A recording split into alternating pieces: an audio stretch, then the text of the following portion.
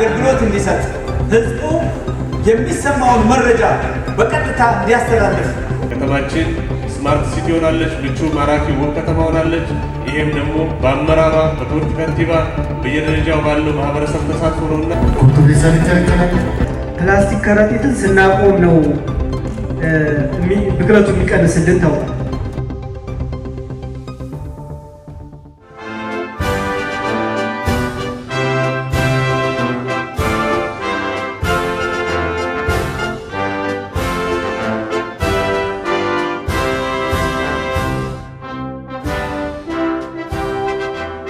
አዲስ አበባ ከተማ የተለያዩ የደንብ መተላለፍ ህጎችን አውጥቶ ለአዲስ አበባ ደንብ ማስከበር ባለስልጣን እንድናስፈጽም ተሰጥቷል። ተቋሙ ወደ ቴክኖሎጂ እያሸጋገር ነው። በጣም በሚገርም መንገድ 9995 ነፃ የስልክ መስመራችን ወደ ዲጂታል ነፃ መስመር አሸጋግረነዋል።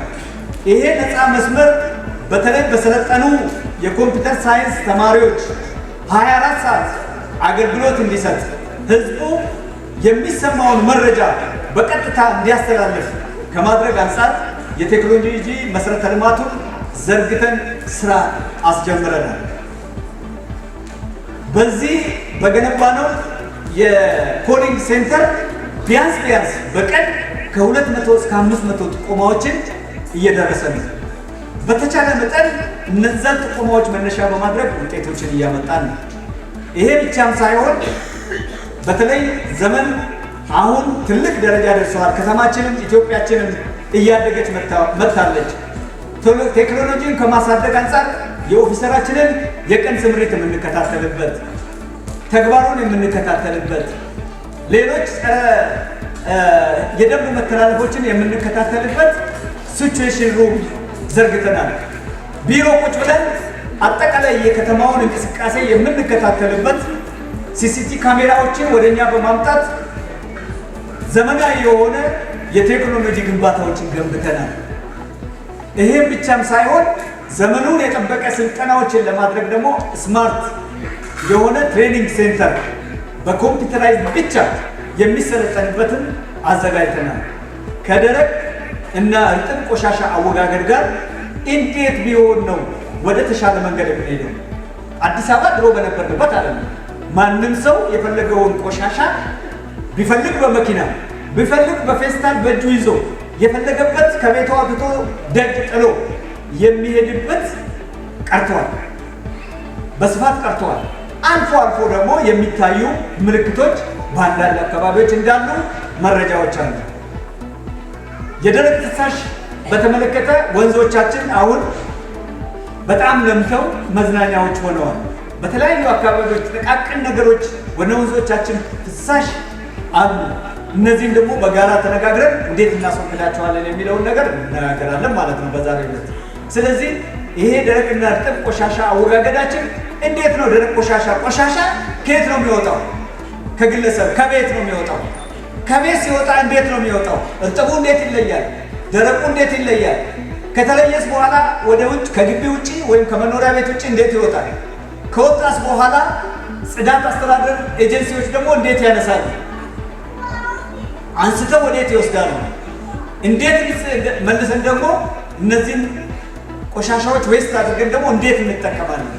የመሳሰሉ ነገሮችን ደግሞ በዛሬው ዕለት አብረን ግንዛቤ እንወስዳለን። በከተማችን ውስጥ የሚወጡ ደንቦችን፣ አዋጆችን እና መመሪያዎችን ለህብረተሰቡ በቀጥታ በየጊዜው ግንዛቤ እየሰጠ ህብረተሰቡ ከእነዚህ ደንብ መተላለፎች እንዲርቅና ተባባሪ አካል እንዲሆን በማድረግ ሁልጊዜ ከእናንተ ጋር አበክሮ ይሰራል። የደረቅ ቆሻሻ አወጋገድን በተመለከተ ከጽዳት አስተዳደር ኤጀንሲ ጋር ጎን ለጎን በአዋጅ ቁጥር 1383/2015 ላይ ሚዲያ ክርክሮች ነበሩ። ምን አይነት ፌስታል ነው የሚከለከለው? ኩርቱ ፌስታል ይከለከላል። ረጅም ጊዜ አገልግሎት የሚሰጡ ፌስታሎች ላይ ኃይለኛ ክርክር ነበረ። ለአካባቢ ከመቆርቆር አንጻር ስለሆነ እንደተባለው ተኪ ምርት ከምን ይመረታል? ቅድም ተናግሬዋለሁ። በቀላሉ ዲግሬድን የሚያደርግ ወይም ደግሞ በስብሶ በመልሶ መጠቀምና በመልሶ ውደት ማለት የሚችል ለሌላ ግብዓት ሊሆን የሚችል ነው። ተኪ ምርት የምንጠቀመው ፕላስቲክ ከረጢትን ሊተካ የሚችል ምርት ማለት ነው። ስለዚህ በዛ አግባብ ፕላስቲክ ከረጢት ምንም ይሁን ምን አሁን አንዳንድ የህጉን ለመሽረፍ ሲባል ከውጭ የመጣው ስታንዳርዱን የጠበቀ ነው ሳምሲንግ እንደዚህ ምናምን የሚባሉ ነገሮች አሉ። እንደዛ አይደለም። 46% የሚሆነውን የፕላስቲክ ብክለት ያጠቃላይ የፕላስቲክ ብክለት ፕላስቲክ ከረጢትን ስናቆም ነው ብክለቱ የሚቀንስልን ተብሏል።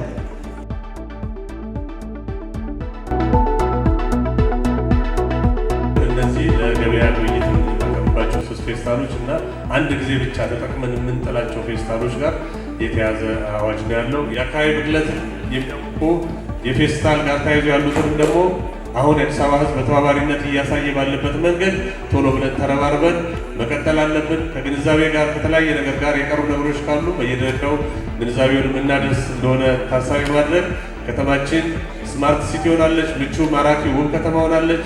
ይሄም ደግሞ በአመራሯ በክብርት ከንቲባ በየደረጃው ባለው ማህበረሰብ ተሳትፎ ነውና የእናንተም እዚህ ያላቸው አደረጃጀቶች የሃይማኖት አባቶችና የተለያየ የህብረተሰብ ክፍል ተወካዮች ስራ ስለሆነ አሁንም ይህን ስራችሁን ከደንብ ማስከበር ጎን ሆናችሁ አጠናክራችሁ እንድትቀጥሉ እያልኩኝ ለዛሬ ለነበራችሁ ተሳትፎ በተለይ በሆነ ስለተከታተላችሁ ሁላችሁ በአክብሮት እናመሰግናለን።